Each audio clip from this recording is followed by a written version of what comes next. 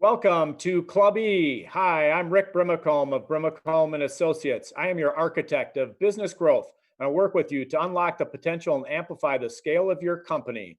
Today, we're going to be talking about Are You Board Ready? How to land your first corporate board role. I want to thank our sponsors, Irish Titan, an e-commerce and web development firm, Boulay Group, CPAs and advisors, Highland Bank, a locally owned community bank, Romaine Berg, a digital marketing agency, Minnesota Sales, a sales acceleration firm, and the Network Connect, a catalytic gateway for growing your company. Before we get started, I'd like you to subscribe and like the Club E channel. We need your help, so please take a moment. I'll give you some time. Click the subscribe and like button that's below the video. It's going to help us deliver better content to you, our wonderful audience, as well as let you know when our sessions go live. I'd like to introduce today's speakers. Ann Sample, Shay Wyley, and Patti O'Leary. Welcome, Ann, Shay, and Patti. Thank you. And then to get a hold of Ann, Shay, and Patti, their contact information is going to be in the comments field. You'll get some emails on how to approach those folks. All right, let's start and learn a little bit more about yourself, your background, your firms. Ann, let's start with you. Thanks, Rick. Hi, I'm the CEO at Navigate Forward. But my background is I've really had a career in HR and strategy roles at companies like Pepsi, Thrivent Financial, and Caribou Coffee and Bagels. And I currently serve on a board myself. I serve on the board at MyMeds. Okay, great. And Patti, tell us a little bit about what you're up to these days. Well, I'm a consultant at Navigate Forward, and I work with C-suite executives and board readiness clients looking for the next opportunity. But prior to that, I spent 22 years in the executive search business. I founded and led a firm, O'Leary and Grant, and we hired C-suite executives in finance, technology, and marketing throughout the nation, actually. So, and prior to that, I spent a number of years in the corporate arena with Dayton Hudson Corporation and Northwest Bank Corporation prior to its acquisition by Wells Fargo. Great, great. Well, thank you for joining us. And Navigate Forward has been a wonderful supporter and friend of Club E. So we appreciate your involvement with the Club E community. And speaking of the Club E community, Shay, you've been a longtime supporter and come to many meetings, and I've had a bunch of interactions with you. Tell us a little bit about you, your firm, and what you're up to. Yeah, thanks, Rick. Yeah, so hello, everybody. I work as a board director and advisor for several privately held companies. I currently serve on the board of Park Industries in St. Cloud and Kent Corporation in Iowa. And I'm also on the advisory board of the Airtex Group here in town. In the nonprofit sector, I serve on the board of Project for Pride and Living downtown, and also the Benilde St. Margaret's High School in St. Louis Park, where I also was chair of the board. Prior to that, I've had a 27-year career at General Mills, mostly in international, mostly as a managing director, and have been fortunate enough to have had assignments to live and work in the Philippines and South Africa and Mexico. And so I'm happy to be here and looking forward to a good discussion. Yeah. And Shay, your involvement with Benilde is wonderful, great organization. And obviously we've had some spirited conversations of the Benilde-De La Salle rivalry. Yes, indeed. All right. So for our audience to participate, go to the comments field. You can submit your questions. Our hashtag today is article, hashtag article, and you can receive 5 essentials to land a board seat. To request a copy of that, go to the URL navigateforward.com/board and type in article, and you will get a copy of that sent directly to you. Again, hashtag article for any questions, and you can get a copy of the 5 essential to land a board seat. All right. So first of all, why don't we start with Navigate Forward? Talk a little bit about the origins of the board readiness service and the firm. Glad to.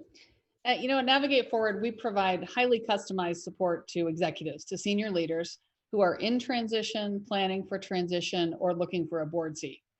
And actually, our board readiness service was really born out of, the core of our service has always been that transition support when people are changing roles.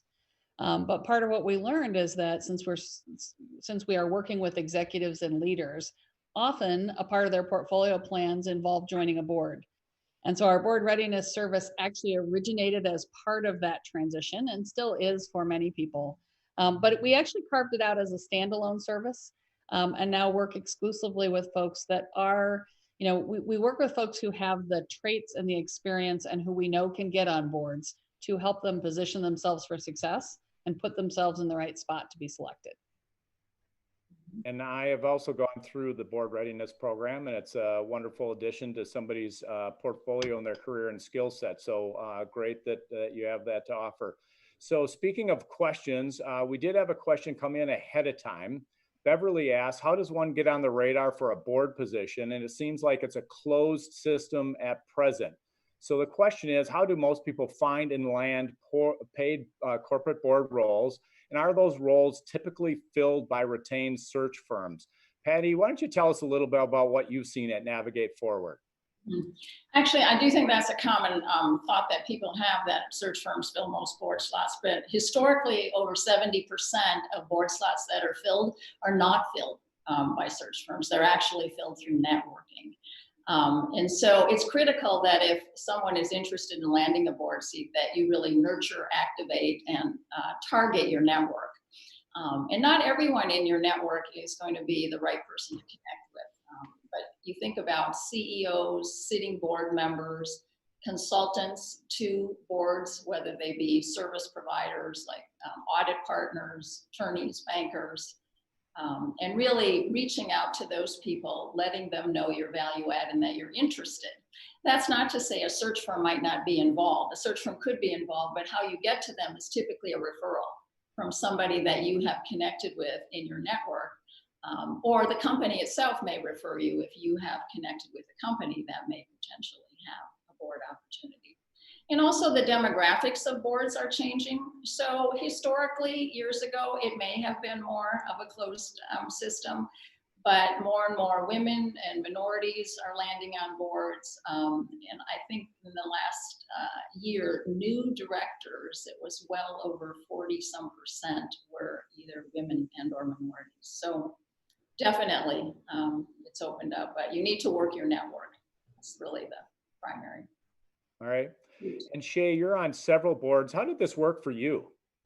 Yeah, I would agree with Patti's comments. I think it's mostly through networking. Networking is key. Having said that, my first board seat actually did come through a retained search, which was great and it's interesting. But I think that is probably more of an exception. You just never know where that opportunity is going to come from, and I think at the end of the day, it's really about being top of mind with the right person at the right time. So networking is really key. I agree. Okay. So while I suspect many people in our audience have worked with boards of directors, what are the actual primary roles and responsibilities of a corporate board member? And are there any common misconceptions about the work they do? And if so, how is reality different than perception? Shay, let's start with you, given your role on several boards. Yeah, so in terms of roles and responsibilities, I think it probably helps to start with some clarity around the core role and responsibility of the board itself, and not to oversimplify it, but essentially you could bring it down into two buckets. The first being around the CEO, ensuring you have the right CEO in place. The CEO, of course, is accountable to the board from a performance perspective, but also important to make sure you have a good CEO succession plan in place. And then the second bucket is around ensuring you have the right strategy in place. And so with both of those as a backdrop, then you know, if you start thinking about the role and responsibilities of the individual board members, I think it comes down to working essentially as a team with your colleagues on the board to provide good governance and oversight to the company.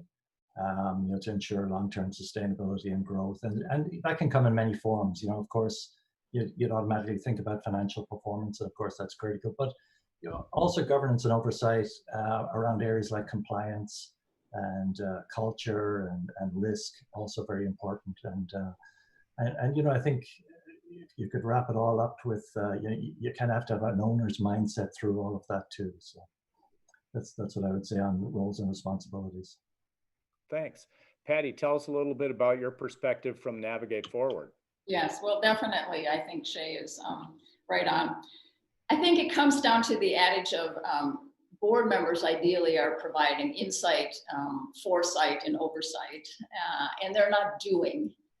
So people have to understand when they interview for a board job, that interview is different because you're not going to do the work, but hopefully you're providing guidance, you're challenging appropriately, and you're providing thought leadership really to an organization versus running it. So that's an important distinction. Yeah, there's a widely used term to help board members focus, noses in, fingers out. It's a great way to stay focused on that. Questions versus telling, right? Yep. All right, so many people join boards while they're still working full-time, and you mentioned a portfolio life, portfolio career. How much time do people need to have available in order to join a board and actually be a contributing member? I know it's time consuming, but tell folks out there really what they need in terms of time. And let's start with you. Sure. And I think it is important for people to understand how much time it really takes. We would suggest that it's an average of 300 hours a year.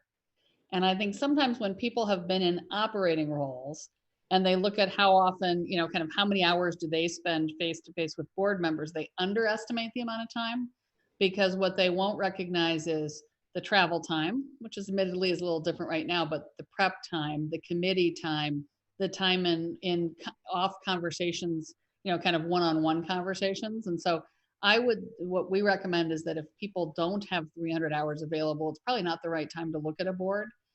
And in today's day and age, I think boards are being asked to even put more time in. As I talk to fellow board members or look at my time right now, it's more extensive than that, simply by nature of what's happening around us. Does company size play any role with that, Ann? Not as much as you'd think. I think it's, it can be more hours for a smaller company. All right. All right. Shay, given your background and being on several boards, what's your thoughts on the time comment? Yeah, I think, you'd asked earlier, what are common misconceptions? And I think that's one of the most common misconceptions, that, well, board work has to be easy because after all, you only meet 4 to 6 times a year, right? But the reality of science says it is a big time commitment. I think there may be some difference in different types of board. If you think of public-private advisory boards, maybe there's a little difference in terms of time commitment there, I found. But, and I would say I still consider myself on a learning curve, but I would say you want to have at least 15 to 20 hours a month per board in your mind, to devote to the boards, because and the problem is that's an average. The work doesn't come in a steady stream. So, for example, in a week where I might have a board meeting on a Thursday or Friday, I'll essentially block out almost that entire week to prepare, maybe make some calls, travel, dinners. There's a lot of work that revolves around a board week. And then, outside of the board meeting, you have all the things Anne mentioned. And if there's a crisis of some form, you do need to be available. You need to be available to jump in and help. So it all adds up. All right, very good point. How about experience in terms of what are the most important traits that somebody needs to have to be a great board candidate? What are boards looking for from their candidates? What are the skills areas, experience, competencies that are currently in high demand? Patti, talk a little bit about that from your perspective. Well, maybe I'll start with traits. I think one of the primary things is intent. Sometimes people retire from an organization and they say, gosh, I'm going to play golf and be on a few boards and whatever. One has to really enter board experience with the intent of wanting to make that company the best it can be, really maximizing value, building value for shareholders. So the idea that you are in it for the right reasons versus to add it to your resume or add a little extra income or making a social statement or something like that, that's really not what boards are looking for. You have to be all in, actually. And I think you have to have the drive and the engagement to really to want to enter into work in a new way, actually. So when people say, oh, I'm gonna retire and work on board, I'm thinking about, well, you're not gonna retire. You're gonna work in a new way on a board, and you're gonna enter into contributing and driving something in a new way. I think also, as Shay mentioned earlier, this ownership mindset, where you're willing to hold people accountable. You definitely are looking at options, encourage spirited debate, while not being disagreeable, while disagreeing, certainly. But understanding really how to get to some best decisions, and having the courage to do that, to ask tough questions, to require information flow from people. And in terms of experience, I think that people that have been through leading transformation of some kind, you know, organizations are always evolving, need to be very future focused, thinking about where that organization is going, providing thought leadership either in an industry, geopolitically, economically, from a demographic standpoint. Yeah, I think those are some of the things. There are certain areas, I think, that are maybe more in demand and have come into the forefront given what's happening. Okay. And we had a question from Julie that came in ahead of today's program. Julie, longtime listener. Besides the normal areas of expertise, is there a need for specialties or specific areas of expertise? And in other words, what are the specific areas in functional expertise that are in the highest demand? So tell us a little bit more about that. Glad to. I think there are, you know, being a financial expert, having that P&L and general management experience have always been important requirements for board members. It is interesting, though, to see the specific areas of expertise that are starting to rise and starting to become more popular as boards really think about how to fill out their portfolio. And so we've seen a lot of movement in, you know, as we've moved to digital marketing and to that notion of really understanding digital. I think that was becoming a very hot area on boards even before recent days. We've seen a movement towards folks with strong IT, especially IT security backgrounds, if a company's dealing with those issues. I think the notion of culture and transformation is the next hot area. And I'm finding some of my former peers from an HR standpoint are also starting to be more coveted in the boardroom. And so I think there's been a shift, and I think in the past, it probably would have been generally a gathering of generalists with very broad business skills. Boards seem to be looking at their strategy and looking at what they're going to need for the next 5 to 10 years, and then cherry picking in those functional areas. And so while what I talked about were the trends, I also think it's really important to think about the challenges a company's facing, because that may be a time when they need a functional expert who can bring in that very specific, very specific background. Okay. So in other words, they create a matrix and then try to evaluate where they're headed, and hey, we want to hit those specific skill sets. I think some of those things that Anne mentioned too have driven younger people joining boards, particularly if you're a digital native or you have driven ESG policy within an organization. So when you look at statistics recently in the last year or two, a great number of new directors have been under 50.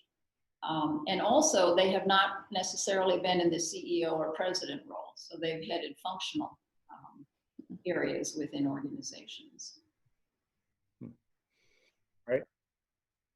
So just a quick thing, kind of the flip side of that, and this is, I think, kind of a fun question. So the opposite of what makes a great board member is, are there any traits or characteristics that make somebody less than an ideal candidate, or maybe even worse yet, somebody who's a little bit on the disruptive side? And obviously disruption to some degree is a positive, but I'm talking about a little bit further. So any perspectives out there on board members? Shay, we'll start with you, given your background, on folks that maybe are less than an ideal candidate. Yeah, no specific names. I'm not asking for a name. Yeah, that's a great question, Rick. I'm happy to say I haven't encountered this, but if you think about a board meeting, and board meetings, you meet 4 to 6 times a year. There's a little challenge built in there in that you only meet 4 to 6 times a year.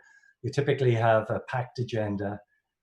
You need to have time for good discussion and debate. Um, and so, you know, as a board, you need to be pretty efficient in terms of how you work that time. So I could see, you know, I could imagine if a board member showed up unprepared, for example, didn't put the time in, as I mentioned earlier, you know, hadn't read the board book, wasn't prepared in some way, or shows up disorganized, or worse again, maybe if you have a board member with a huge ego. I could see how that could be pretty disruptive to the dynamics of the board and to the efficiency of the board. I'm happy to say I haven't seen that, but I don't know, maybe Anne and Patti have more perspective and experience on it. Yeah, Patti, tell us from your vantage point. I think those are accurate for certain. I think people that aren't engaged too, like, and I think it goes to this idea of maybe not being as prepared, where they don't bring to the table or sort of pull their weight on a board, or on the opposite side of that spectrum, they try to run things, you know, and occasionally, you know, there's someone that I think fails to understand the boundaries of a board director role. And also the responsibilities between management and the board role, which are important.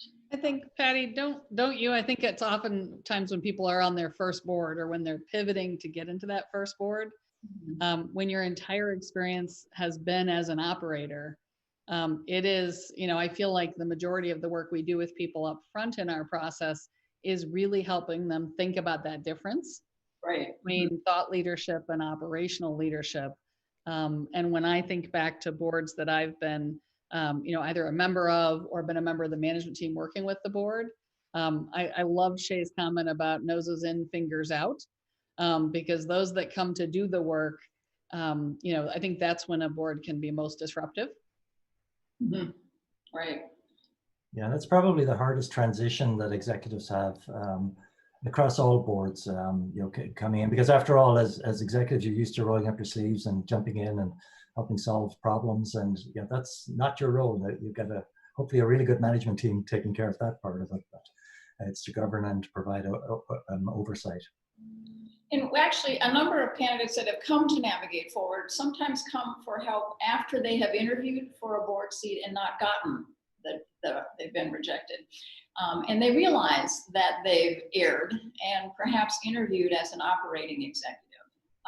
And then once they kind of get their thinking rejiggered into the board role, and then they go back out into the marketplace with a little bit different messaging, interviewing differently, and really seeing their role differently, they're successful, you know, landing a seat. So we've had CEOs, when I was in the executive search business, they would say to me, well, Patti, this person's great if we're looking for a COO, but we're looking for a board leader. So the person obviously went in and interviewed for the wrong job. Good point. Good point. So a reminder for everybody, hashtag article, you can submit your questions as well as get the Navigate Forward piece on how to land your first board. And then also hit the subscribe and like buttons to subscribe and like our Club E channel. We have had a couple of questions come in from the audience. Question from Ian for whoever, or all three of you that would like to answer. Advice or examples on helping board peers balance oversight, this fits right into it, versus management, helping them understand how to pull back from active role. We've talked a little bit about folks being too active and putting their fingers in versus the nose, but how do they balance? What's a good tool to balance that? Maybe how do they check themselves, or how do they remind themselves to not dig in too deep? Rick, I hear a couple things in that. I'll take it first, and then Shay, I'd love to get your perspective from the boardroom itself. But I think it's, you know, as we work with clients who are joining boards, we remind them of the importance from an onboarding standpoint of listening. Focus on listen and learn rather than feeling like you've been, you know, hired to immediately make a contribution on the board, because you do have a great deal to learn. And I think that line can get crossed early on and then can be hard to it's hard to bring it back over. But I think it would be interesting. I've seen boards where I've seen board members need to pull other board members aside and talk about the role and, you know, ask for different feedback. I've also seen evaluations used as a way to help people when they're really putting their fingers in the business. But what have you seen, Shay? Yeah, I think all of the above, and you know, pulling somebody aside obviously is something you would hope would happen anyway. As I mentioned earlier, you know, I always consider a board as a team in many ways, and hopefully as a fellow team member, you'd be comfortable enough to call people aside. But onboarding, mentoring also has played an important role. You know, being assigned a mentor earlier on, as you work through the onboarding and your first couple of meetings in particular, you know, that mentor can play a really good role in helping you, you know, think through how did that meeting go, and you know, how did you show up and how did you interact in the meeting. I think that's really important. The other one that we've used actually in some of the nonprofit boards and has worked really well has been to do an offsite periodically and just kind of reinforce, especially if you've got new members or a slate of new members. You know, nonprofits tend to have larger boards, and so more new members come on at a time. But it's good to just do a grounding, not just for the new members, but actually a reminder for the existing board members as to, you know, what is your role and what are your responsibilities. That can work too. I think it's important for new board members to ask for feedback too. So to ask either their peers on the board or the board chair or the CEO, or to just, and maybe all of the above, you know, how am I doing? You know, is this appropriate questioning? And if you're not sure, I think ask and engage and use the people on the board, if you don't have a formal mentor, as mentors and as people with experience that can be helpful in the process. Right, so we had another question come in from Andrew. With the number of public companies decreasing each year, public company board seats are decreasing. Please comment on private company and PE-backed company board seats and the differences. I'm looking to see who wants to. I'll go first, and but I think there's an opportunity for others because I've served on a couple of those. I think that with public company boards disappearing, or not disappearing, but with those companies becoming fewer, it's not actually resulting in fewer opportunities. They're simply different. And I think many private boards, and I think PE firms themselves and the advisory boards that they set up have much the same functionality. They may not have exactly the same kind of SEC governance, but I actually think there are fantastic paid board roles available in those settings. And I think they're much more alike than different. Yes, I would agree with that, Ann. And I think in the search business, when we saw searches come through, there's not a lot of difference in terms of the traits that and the experience and what people are looking for board members to contribute to their organizations. And frankly, I think it's very similar sometimes too in larger not-for-profits. So good governance is good governance, no matter where it is. Yeah, exactly. I haven't served on public boards, but you know, first of all, there's an awful lot of privately held companies, a lot more. The other point I would say is something that I've really enjoyed being on a privately held company is that ability to take a really long-term view on things, you know, which sometimes you don't necessarily have that luxury in a public setting. Yeah, so private companies, I agree with what both Patti and Dan said, was you know, you governance is governance, and you do get very similar experiences, but a little different obviously on the public side. Okay, and we have a couple more questions coming in from Kristen. How about advice and how to make your network and recruiters aware that you're looking for that first board role? And I know we're going to get into a little bit more in the conversation, but I think that this is an interesting time to insert it here. Well, one of the things is, first of all, to be prepared to have really great materials to go forth. But you want to have a conversation with your with people in your network to let them know what kind of boards you're interested in, the value add that you bring to the board, what is your expertise. You know, why are you interested in serving on the board? And I think people should not get discouraged. It can take quite a long time to land a board seat. It can take a year, year and a half, sometimes 2 years. Particularly if you're working, you don't have a ton of time to devote to that. So I think you have to be pretty disciplined about checking in with your network, checking back in with your network, expanding and building your network, not just sticking to your own network, and having materials that are well aligned, a LinkedIn that sends the right messaging. So a number of things that you're doing consistently and over a period of time, but you need to persevere. And Shay? I think of the words clarity and focus, because in my mind, it's it's just being overwhelmingly clear about that unique value you can add and being able to share that message consistently so that folks, when a conversation comes up where they're asked for a referral, where you're, as a candidate, you're gonna rise to their mind very quickly.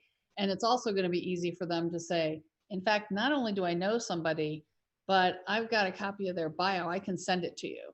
And so I think the easier you can make it as a candidate for the person to know who you are and what unique value you add and to know about your interest, the better.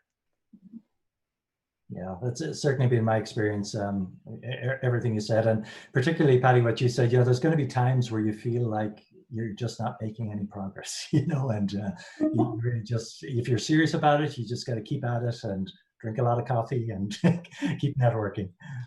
But that's what makes you a great board member. You're perseverant and resilient. So you've demonstrated that. And I think people that get on boards bring those traits. Shay, that first board that you got on, how long did it take you? Took me, it was a little over a year from when I started to when I actually took the seat. I probably started engaging at about 6-7 months. It tends to go a little slower generally, I'm finding, with boards in terms of the entire recruitment process. Right. Sure. All right, another question here from Kim. Can you give specific examples of interviewing errors? What exactly does interviewing as an operator versus interviewing as a board member look like? And can you use an example? Well, I think a few errors can be interviewing as an operator by rattling off all of your accomplishments, per se. And certainly when you're interviewing for a job, those are important. People want to know that. When you're interviewing for a board role, people want to understand things like thought leadership, ability to guide, what kind of skill set, your financial savvy, the interaction that you've had with boards previously. So, maybe lower the octane a little bit on your accomplishments, although highlighting the key ones are important. I also think sometimes board candidates make the mistake of gushing about the company, that, oh my gosh, I love this product, or you guys are doing a great job. Well, the reason they're bringing you on to the board is to bring an objective, independent mindset and to look at things with a critical eye, and I say critical in the best sense. So asking probing questions and having it be a two-way conversation versus overselling can sometimes move you ahead and accelerate your candidacy versus give someone cause to pause. Okay, so that kind of opens the door to segue here and navigate forward, obviously fits here. But for somebody who wants to be a strong board candidate, how do they get started? Patti, you mentioned the documents and prepping, and I know this is your bailiwick. So talk a little bit maybe about your process and the tools you use, Ann. Sure, and I'll do it at a very high level, but I think it's, what we tend to do is start with people on mindset. We've got a vetting process that we use up front because, again, I can't create experiences or accomplishments that are going to make somebody a board candidate. What we can do is work with somebody who's got the background, but who really wants to show up the right way. So, it starts with mindset and really having that thought leadership versus operational conversation, helping people to think and talk in a different way. It's really it's a language exercise in terms of helping people to show up differently And so our process tends to start with, once we've vetted folks, we work through a market screen to help them think about where they might want to focus, what boards, what areas. We help people go through an evaluation of their readiness so that they can be prepared to know what strengths they're bringing and where they have some gaps.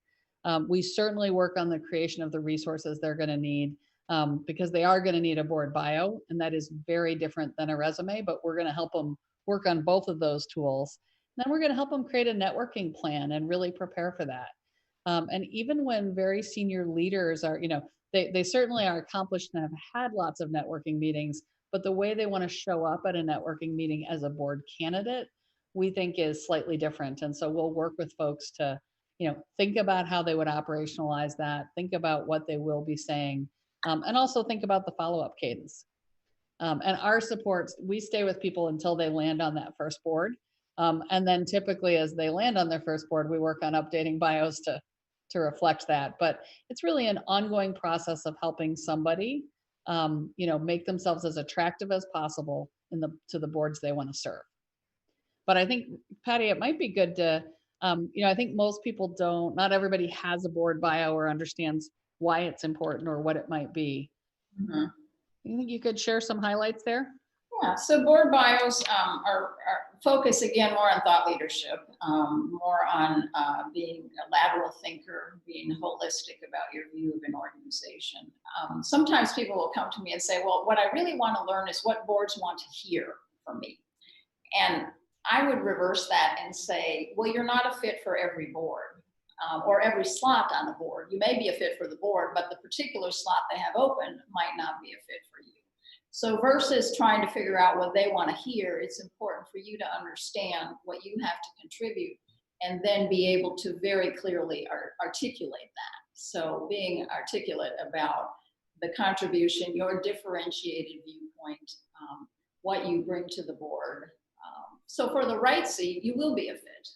Because sometimes if the audit partner leaves or the audit committee chair leaves and you don't have that background, you're not going to land that seat on that board. But a year and a half later, if another opportunity on that board opens, they liked you, you weren't a fit for that, you're still a fit for the board. But the fit is really based on what you bring to the board versus trying to figure out what they want to hear or be what they're looking for. So, and you'll also be a lot happier and it'll be a great fit when there is a good match. It's something you are passionate about. You're excited about helping that company maximize their opportunities and they can really leverage what you bring to the board. Okay, so now let's say we have our board bio, and you touched on a little bit about the process and working with clients till they land that first board. Talk about the actual differences between a board search and a traditional job search and how Navigate Forward helps get folks prepared for that. I think the primary difference is that we know it will take longer and it is all about networking. It's, but it's also the value of having somebody sitting beside you who can be your sounding board, because, you're also not going to show up at every board interview and hit it out of the park. And it's really, really helpful, I think, to have somebody you can talk it through with, to say, what did work about that? What did I learn? What does that tell me about my targets? And so in my mind, it's having somebody who can help you prepare and pivot as you go through that search process. But it requires enormous patience.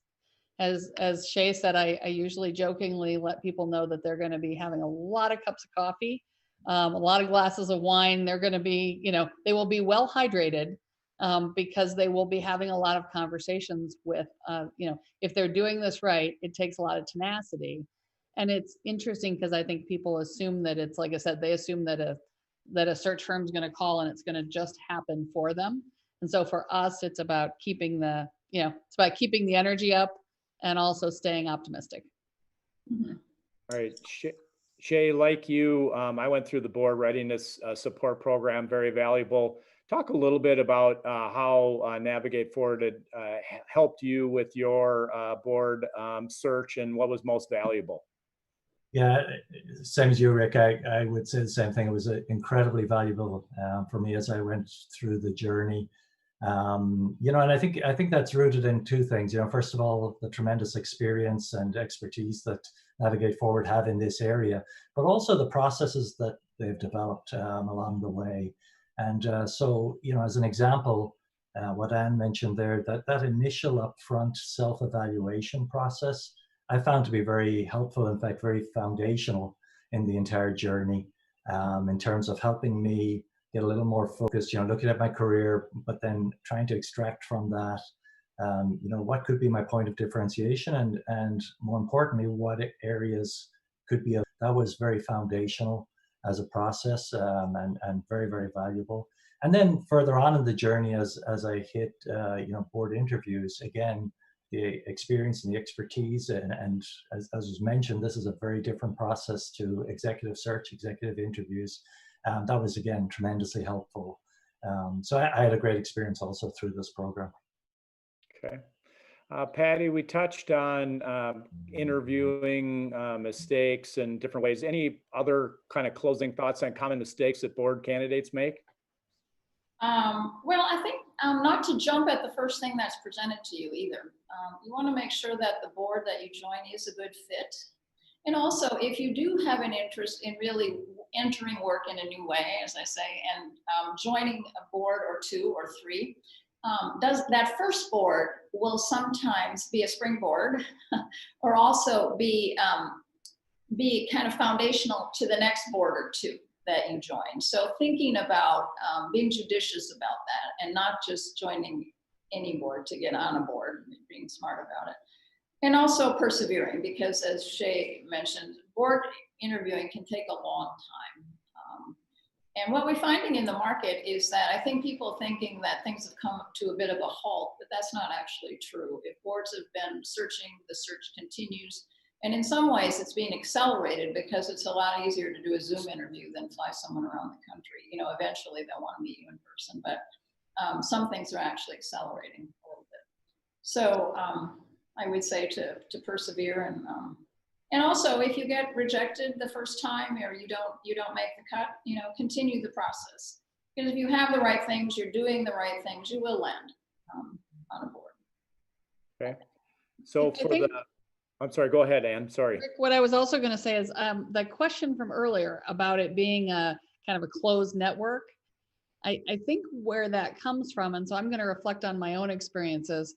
I think in any of my settings as an executive leader on the management team, it was always really obvious that on the board, there were these pairs or these, you know, these two people that were on this other board together and these two people that were on this board together. And I do think that once people land their first board seat, there's you're really in that club and you then are considered, and the networking process becomes different once you've actually served on your first paid board.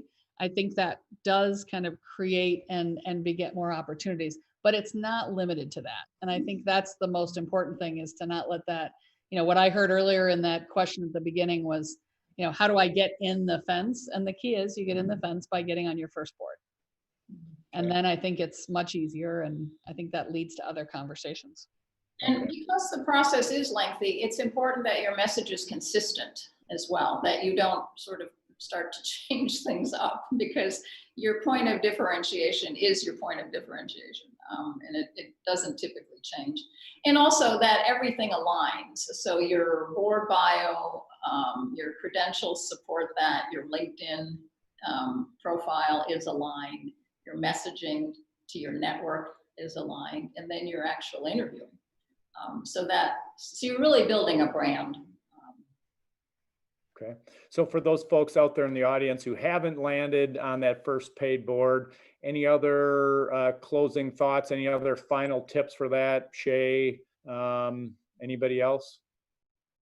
Yeah, I think we've talked about networking a lot. It's just network, and it's hard work, but it's important work. It's important to get your message out. It's important that people know that you're looking for a board and what kind of board you're looking for. You know, I think one point that I would make also is that I think we're quite fortunate here in the Twin Cities in that we have a really great business community, and it's quite a tight community. I mean, people have crossed paths in careers here in town, you know, with families, some even grown up with each other, right? And I have just been so impressed with how generous people are here in the Twin Cities in terms of their time and their advice when you're on a journey like this. So, you know, again, I would say just get out there and persevere and keep at it. I think sometimes people initially approach it with a little bit of trepidation. They're a little bit shy, frankly, about networking or thinking, gosh, you know, I don't know if I can reach out to my CEO. But when they get started and they get going, they will come back and say, oh my gosh, it's amazing how helpful people have been and want to be and are, I think. So, you know, people, you will find champions that come out of the woodwork and maybe don't even know right now. So as important as working your own network is certainly to continue to expand and build your network and participate, be out there. There are a lot of good organizations, I think, that do help people network to get on boards. So take advantage, stay the course.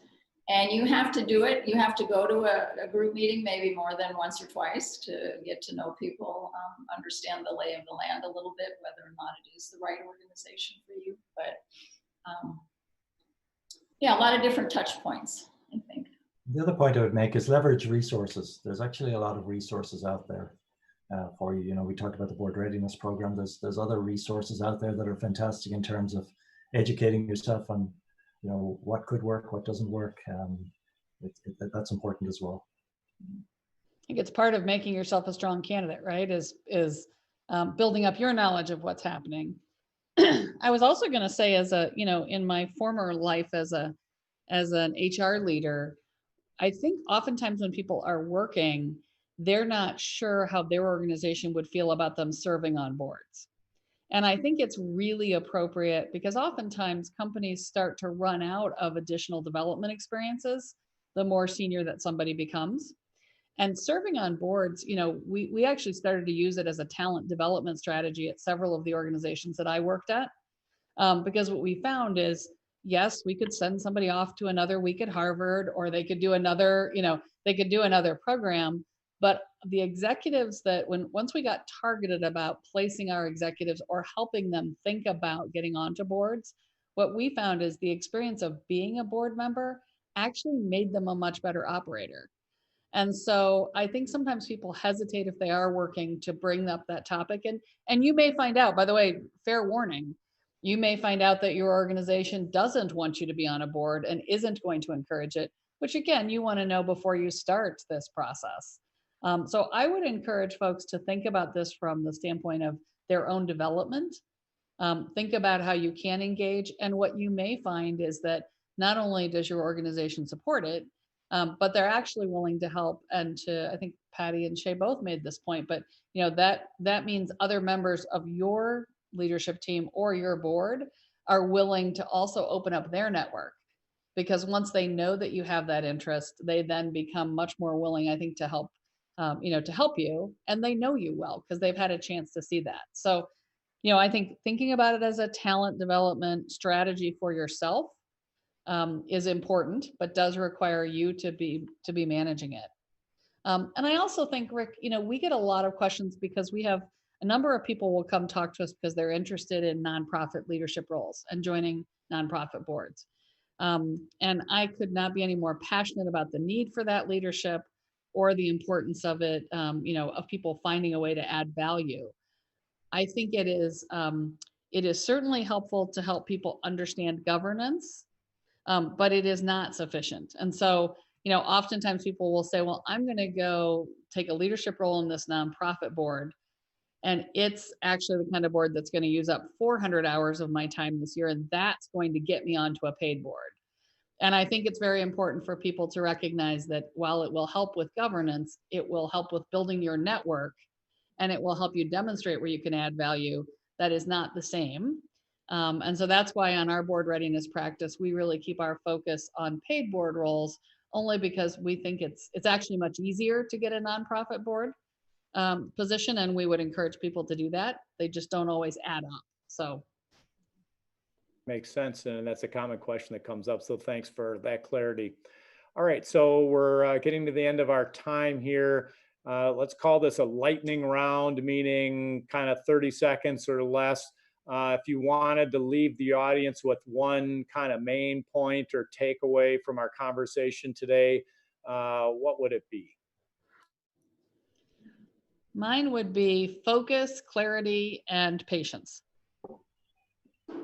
Stay focused, have a clear message, and be patient as you network your way around the environment.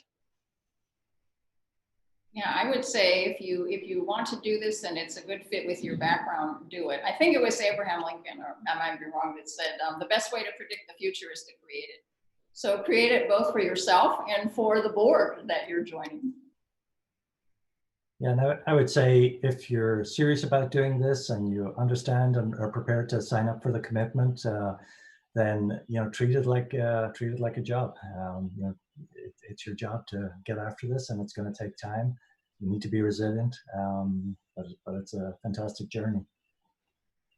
All right. Well, thank you very much for joining us. Ann, Patti, and Shay, today was very insightful. A lot of good questions from our audience. Thank you for your time and participation, and look forward to having you back again. Thank you. Thanks, Rick.